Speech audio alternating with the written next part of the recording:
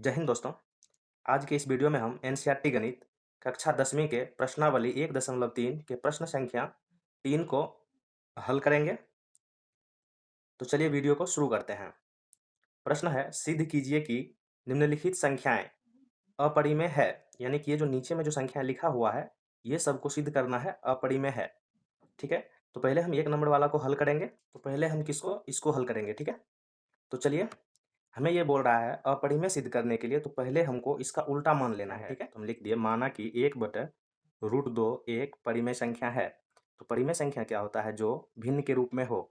तो हम यहाँ लिखेंगे कि 1/√2 बराबर a/b। ठीक है। अब यहाँ लिख देना है कि जहाँ a और b सह अभाज्य संख्या है। सह अभाज्य संख्या क्या होता है? कि जिसका एचसीएफ केवल एक हो, यानी कि ए और बी का एचसीएफ केवल एक होगा। ठीक है। कहने का मतलब है कि ए और बी में कॉमन सिर्फ एक होगा। ठीक। उसके बाद क्या करेंगे? देखिए, इसको हम कोणात्मक गुणा कर लेते हैं, मतलब इसको इससे गुणा करेंगे, इसको इससे। ठीक है। तो हम क्या करते हैं कि √2 को ए से गुणा कर लेते हैं। तो ये क्या हो जाएगा? ये हो जाएगा √2 ए। ठीक है। बराबर, इसको इससे गुणा करेंगे तो बी हो जाएगा। इधर हम लिख देंगे कि कोणात्मक गुणा करने पर, यानी कि इधर जो हम किए उसको हम इधर लिख दिए। ठीक। उसके बाद क्या करना है कि दोनों का वर्ग कर लेना है। ठीक है। यानी कि √2 ए। ठीक है। इसका स्क्वायर कर देंगे यानी वर्ग, और इसका भी क्या कर देंगे? वर्ग। ठीक। और यहाँ लिख देना है कि दोनों तरफ वर्ग करने पर। ठीक है। अब देखिए, अगर हम √2 का स्क्वायर करेंगे यानी वर्ग करेंगे, √2 का वर्ग करेंगे अगर, तो देखिए ये जो स्क्वायर है और ये रूट, ये क्या हो जाएगा? ये कैंसिल हो जाएगा, कट जाएगा। ठीक है। तो बचेगा क्या? 2 ए स्क्वायर बराबर बी स्क्वायर। ठीक है। तो इसको हम क्या करते हैं? इसको लिख लेते हैं। इधर लिखना है 2a² बराबर बी स्क्वायर। तो हमको यहाँ लिखना है 2a² बराबर बी स्क्वायर। ठीक है। अब देखिए, ए स्क्वायर को हम अगर ऐसे लिखते हैं, a² बराबर बी स्क्वायर बट्टे क्या हो जाएगा? 2। 2 देखिए इधर गुना में है, तो इधर किस में जाएगा? भाग में। इसको आप सही से देख लीजिए। ठीक है। इसको हम मान लेंगे समीकरण 1। ठीक। अब देखिए, देखिए 2 बी स्क्वायर को विभाजित कर रहा है। ठीक। इसीलिए ये बी को भी विभाजित करेगा। ठीक है। तो हमें यहाँ लिख देना है, चूंकि 2 बी स्क्वायर को विभाजित करता है, इसीलिए 2 बी को भी विभाजित करेगा। ठीक है। अब देखिए, 2 बी स्क्वायर को विभाजित कर रहा है, इसका मतलब है कि 2 बी का एक गुणनखंड है। ठीक है।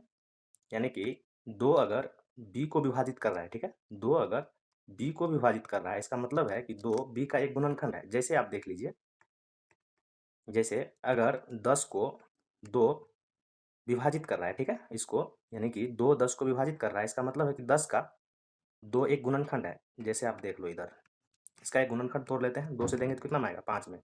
यानी कि ये इधर कुछ भी हो, ठीक है, लेकिन एक गुणनखंड इसका फिक्स है कि 2 होगा। ठीक है। तो इसको हम क्लियर कर लेते हैं। इधर b बराबर 2 m लिख लेते हैं। ठीक। 2 क्या है? b का एक गुणनखंड है। ठीक। तो हमको यहाँ लिख देना है,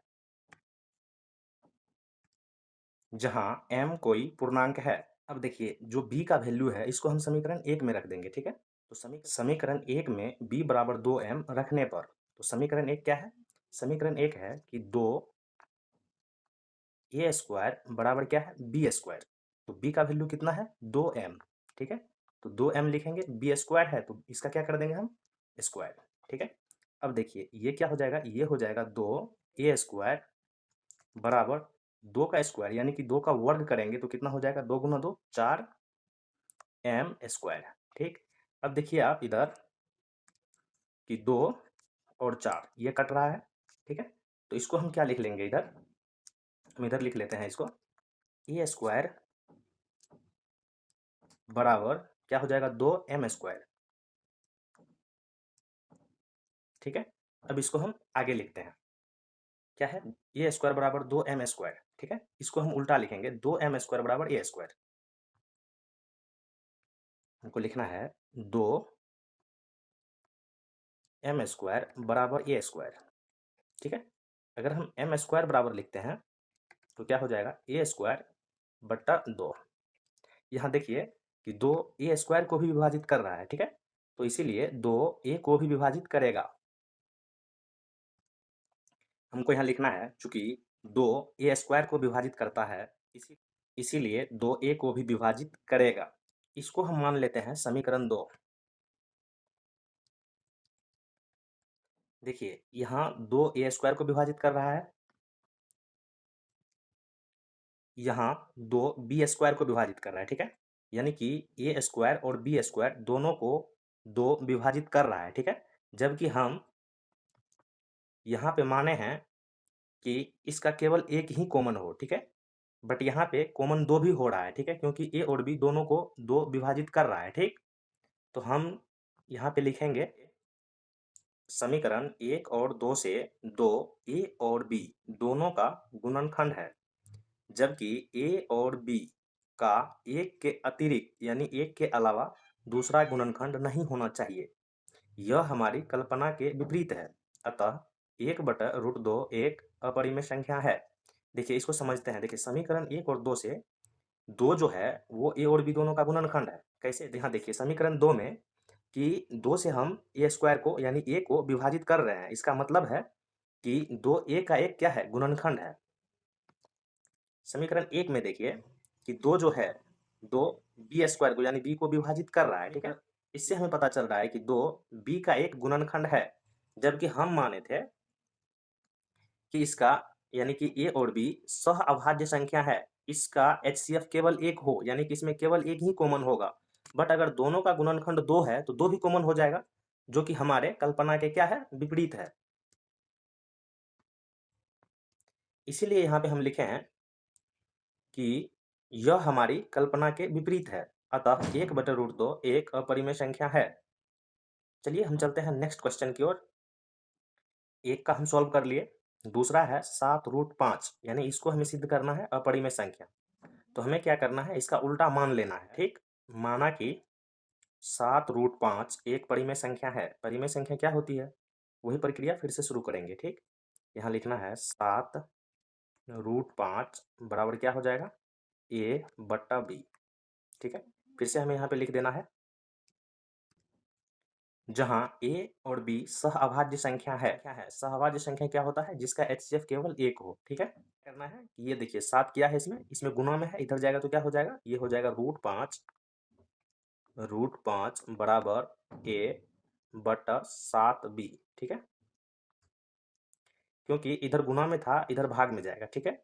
यहाँ देखिए यहाँ क्या है कि ए और बी अगर पूर्णांक है, ठीक है, तो ये क्या हो जाएगा? ये हो जाएगा a/b के रूप में है, तो ये हो जाएगा परिमेय संख्या, ठीक है। और ये क्या है? अपरिमेय संख्या, यानी कि अपरिमेय संख्या बराबर परिमेय संख्या, जो कि सही नहीं है, ठीक है। इसी को हमें लिख देना है चूंकि a और b पूर्णांक है तो a/7b परिमेय संख्या होगी, क्योंकि ये परिमेय संख्या के रूप में है भी, ठीक है। अगर ये पूर्णांक होगा तो ये भिन्न के रूप में हो जाएगा, तो ये परिमेय संख्या हो जाएगा, ठीक है। तो इसीलिए ये परिमेय संख्या हो जाएगा और ये क्या हो गया? अपरिमेय संख्या। इसीलिए हम लिखे हैं कि अपरिमेय संख्या बराबर नहीं है किसका? परिमेय संख्या का, ठीक है। यह हमारी कल्पना के विपरीत है। अतः 7√5 एक अपरिमेय संख्या है। विपरीत क्या है? जो कि हम माने थे कि ये क्या है? परिमेय संख्या है, ठीक है। बट यहाँ पे अपरिमेय संख्या बराबर परिमेय संख्या हो गया, जो कि हमारे कल्पना के विपरीत है, ठीक है। आगे बढ़ते हैं, देखते हैं प्रश्न संख्या 3। प्रश्न 3 में है 6+√2, ठीक है। सेम कर माना कि 6+√2 एक परिमेय संख्या है, ठीक है।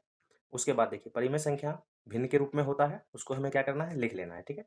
तो हम यहाँ लिखेंगे कि 6+√2, ठीक है।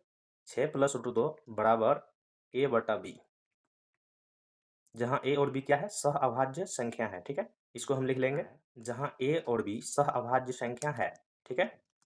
अब देखिए सहअभाज्य संख्या क्या होता है? जिसका एचसीएफ केवल एक हो, ठीक है। अब हमें क्या करना है कि देखिए इधर 6 जो है ये किसमें है? प्लस में है, हमें इसको इधर करना है, ठीक है। यानी